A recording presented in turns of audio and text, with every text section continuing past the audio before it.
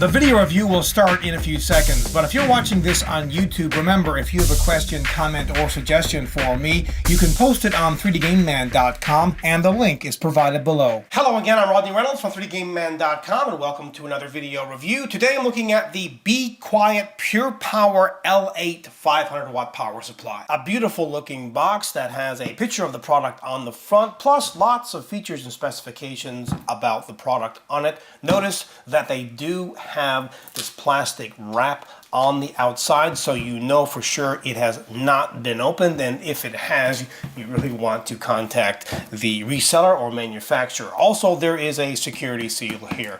Now let me take this off and cut this, and let's see what's inside. It's packaged very well. They include a user's manual. The power supply itself is in a bubble wrap bag.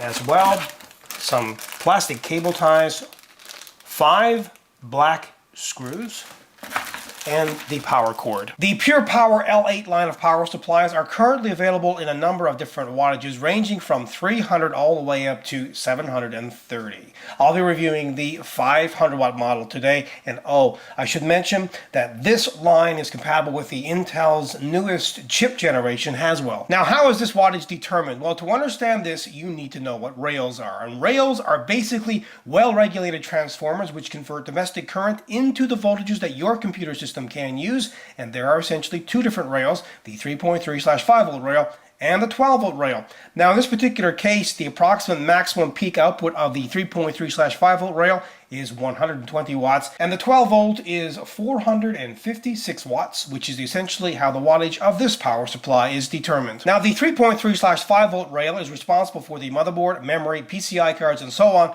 while the 12 volt rail is responsible for the hard drives, optical drives, fans, CPU, video cards, etc. It's also important to know the peak amps on each rail. Well, the plus 3.3 volt is 24 amps, the plus 5 volt is 15 amps, and there are two plus 12 volt rails. The plus 12 volt one is 28 amps, and the plus 12 volt 2 is 20 amps. Now there are a number of important things to remember when you are selecting a power supply. Of course, the first is wattage. You need to determine how much wattage you are going to require by the amount of hardware that you will be installing. Now generally speaking, a medium to high-end gaming rig would require a 500 to 700 watt power supply, and of course this power supply would fit into that particular category. For a hardcore system, select a power supply that's around 800 watts. If, however, you are building an extreme gaming rig with a top-of-the-line multiple video cards set up with lots of other hardware, select a power supply that's 1000 watts or greater. Second, it should be at or above 80% efficiency at typical load. The efficiency of this power supply at 10% load is around 78%. At 20% load,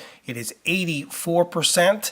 At 50% load, it is 86%. And at 100% load, it is 84%. Third, it should meet the latest ATX and other current standards, environmental directives over voltage, under voltage, and other protections. This power supply meets all current standards. Fourth, I'd recommend choosing a power supply that has APFC. APFC, or active power factor correction, assists the power supply in being more efficient and therefore stable under load. APFC basically reduces total harmonics, corrects input voltage, and it allows for full input voltage range. Thankfully, this power supply has APFC. Fifth, there are three main certifications: 80 Plus, NVIDIA SLI, and AMD Crossfire. Now, many of today's high-end power supplies meet one or more of these certifications, and this power supply meets the 80 Plus bronze certification. Sixth, look for a power supply that uses Japanese capacitors, because this ensures a much more reliable product than a power supply with low-grade capacitors. Now, this particular power supply doesn't use Japanese capacitors, but rather high-quality Taiwanese capacitors, which is fine because this is only a 500 watt power supply. Finally, get a power supply that has enough leads for your setup. Also consider a power supply that has a modular design, because it reduces the cable mess inside the case. Also,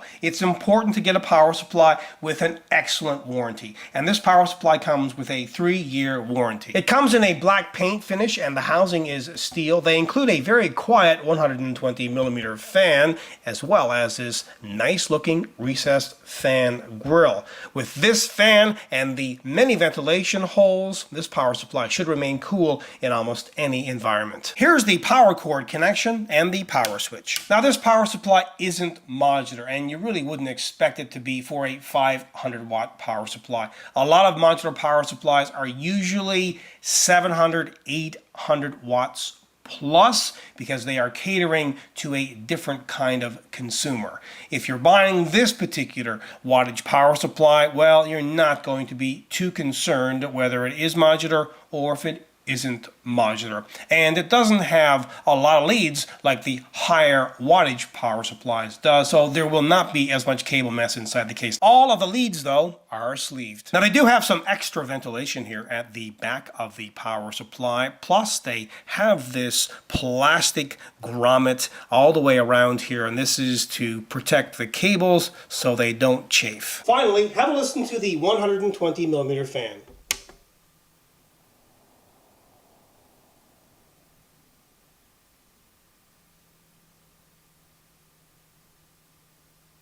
The fan of this power supply is so quiet you will not hear it inside the case. It is virtually silent.